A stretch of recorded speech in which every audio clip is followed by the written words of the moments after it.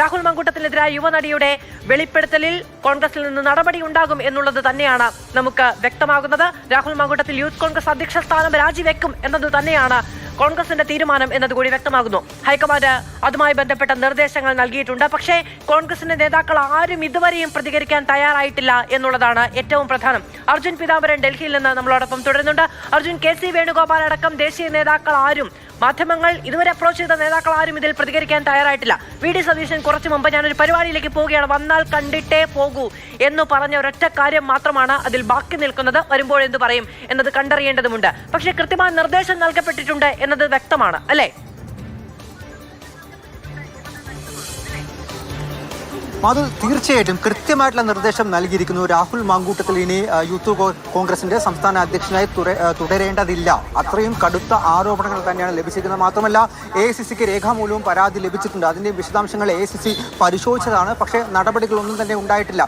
ഇത്തരത്തിൽ ആരോപണങ്ങൾ പ്രതിദിനം കടുപ്പിച്ച് ഇപ്പോൾ ഇന്നലെയും ഇന്നത്തെയും കാര്യങ്ങൾ എടുത്തു കഴിഞ്ഞാൽ അത്രത്തോളം രൂക്ഷമാണ് ആരോപണങ്ങൾ. അതിന്റെ കൂടി അടിസ്ഥാനത്തിൽ പ്രത്യേകിച്ചും ഈ തിരഞ്ഞെടുപ്പുകൾ വരാൻ പോകുന്നു, തദ്ദേശ തിരഞ്ഞെടുപ്പ് വരാൻ പോകുന്നു, നിയമസഭാ തിരഞ്ഞെടുപ്പ് വരാൻ പോകുന്നു.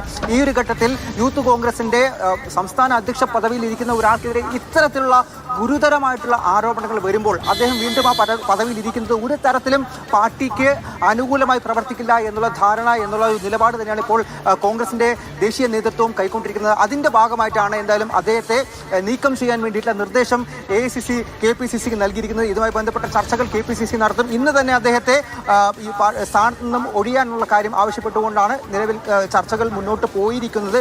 മാത്രമല്ല ഇനി രാഹുൽ മാങ്കൂട്ടത്തിൽ ഒരു രണ്ടാം ഊഴവും ഉണ്ടാകില്ല. പാലക്കാടോ അല്ലെങ്കിൽ മറ്റൊരു മണ്ഡലത്തിലും രാഹുൽ മാങ്കൂട്ടത്തിന് ഇനിയൊരു നിയമസഭാ സീറ്റും ഉണ്ടാകില്ല എന്നുള്ള കാര്യം തന്നെയാണ് നിലവിൽ വ്യക്തമായിരിക്കുന്നത്.